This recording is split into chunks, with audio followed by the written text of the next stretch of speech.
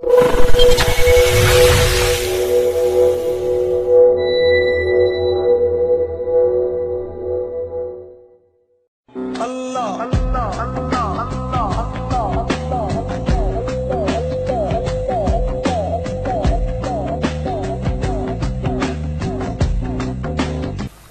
آدمی یہاں تک پہنچا، نور بن گیا.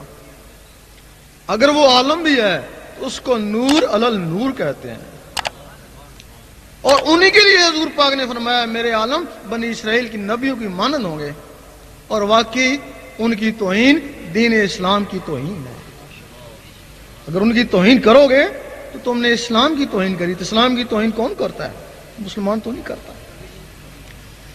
انہی عالموں نے کافروں کو مسلمان بنایا ہے.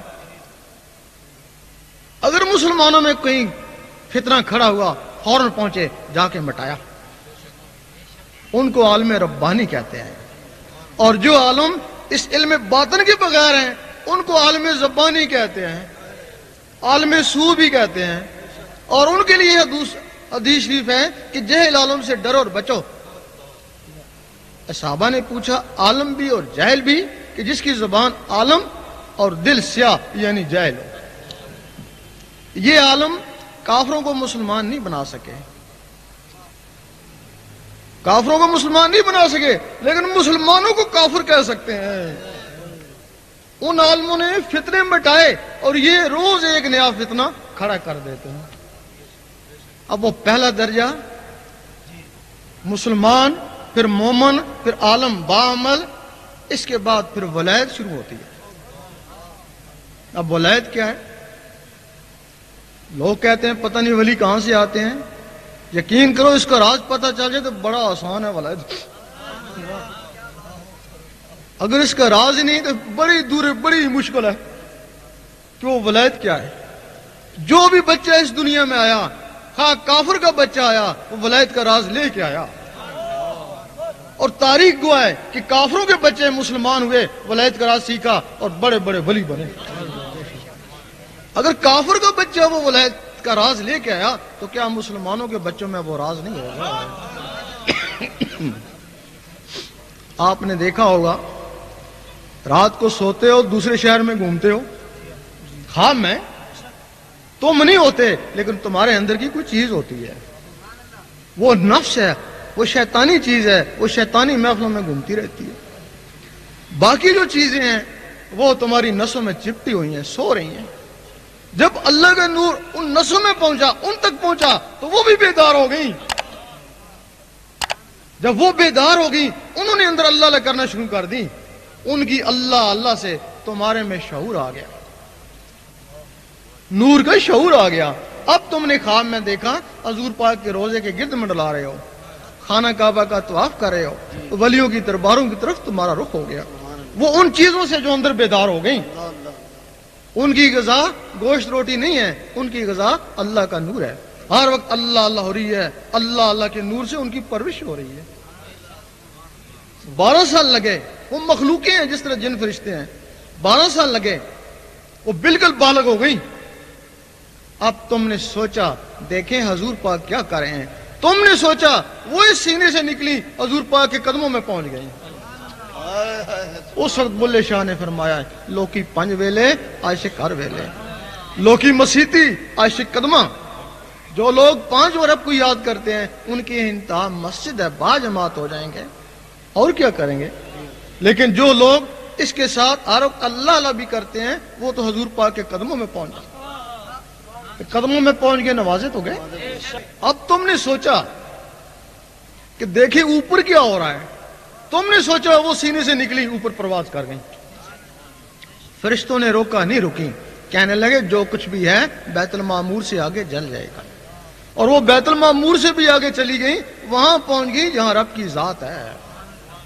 ظاہری جسم سے حضور پاک وہاں پہنچے اور ان مخلوقوں سے ولی وہاں پہنچتے ہیں. اس وقت فرشتوں نے کہا کہ واقعی انسان اشرف المخلوقات ہے. اس وقت کہا، اس وقت نہیں. اس کے بعد تم مر گئے.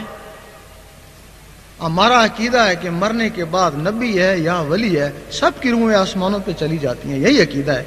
تو پھر درباروں میں کیا ہے؟ دربار والے کی بھی روح آسمان پہ چلی گئی، اور وہ جو اضافی مخلوقیں تھیں وہ ولی بن کے دربار پہ بیٹھ گئیں، لوگوں کو فیض پہنچاتی، نماز پڑھتی، ذکر کرتی، اور قیامت تک ان کا ثواب ان کی روح کو ملتا رہے گا۔ شب معراج میں حضور پاک موسیٰ علیہ السلام کی قبر سے گزرے، دیکھا موسیٰ علیہ السلام قبر میں نماز پڑھ رہے ہیں، فوراً اوپر پہنچے، دیکھا موسیٰ علیہ السلام وہاں بھی موجود ہیں۔ مجدد الافسانی رحمۃ اللہ سے کسی نے پوچھا کہ میں نے آپ کو فلاں دن خانے کعبے میں دیکھا، فرمانے لگے میں نہیں گیا۔ دوسرے نے کہا اسی دن حضور پاک کے روزے پہ دیکھا، میں نہیں گیا۔ تیسرے نے کہا اسی دن غوث پاک کے روزے پہ دیکھا، فرمانے لگے میں نہیں گیا۔ لوگوں نے پوچھا پھر کیا تھا، فرمانے لگے میرا اندر تھا۔ وہ جو اندر ہے، یہاں جتنے بھی بیٹھے ہیں سب کے اندر وہ مخلوقیں موجود ہیں، اگر تم ان کا راز سیکھ لو، ان کو غذا پہنچاؤ، تو پھر تم مر کے بھی زندہ ہو، پھر ادھر بھی ہو اور ادھر بھی ہو۔ اگر تم نے ان کو نہیں چھیڑا، وہ 40 سال کے بعد ختم ہونا شروع ہو جاتی ہیں، پھر تم زندہ ہی مردہ ہو۔ پھر علامہ اقبال فرماتے اب نہ تیری ضربکاری نہ میری ضربکاری، اب تو اللہ کریے میں اللہ کرا، جو اندر اللہ کرنے والی چیزیں وہی ختم ہو گئی۔ غوث پاک کی ایک وقت میں 9 آدمی نے دعوت پکائی، سنا ہوگا، 9 کے گھر جا کے کھانا کھایا۔ کچھ تو کہتے ہیں کیسے ہو سکتا ہے، جو آپ کو چاہنے والے ہیں وہ کہتے ہیں ایسا ضرور ہوا ہے، پتہ ان کو بھی نہیں کیسے ہوا ہے۔ غوث پاک کا جسم مبارک مسجد میں مؤذن کے پاس، اور وہ جسم کے اندر کی چیزیں ادھر جا کے کھانا کھا رہی تھیں۔ اگر کھانا کھایا ہوگا، بیٹھی بھی ہوں گی، اٹھی بھی ہوں گی، باتیں بھی کری ہوں گی، اور جس میں اٹھنے بیٹھنے اور باتوں کی طاقت ہے، نماز میں یہی کچھ ہے۔ ہو سکتا ہے ان کی نماز خانہ کعبہ میں ہوتی ہے، اور وہ جو کہتے ہیں کہ درویش کی نماز عرش مولا میں ہوتی ہے، ایک درویش نے کہا کہ درویش کی نماز عرش مولا میں ہوتی ہے، مولوی صاحب ڈنڈا لے کے اس کے پیچھے بھاگے، او میں تو دیوار اس کے اوپر نہیں جا سکتا، تو عرش مولا میں کیسے جاتا ہے؟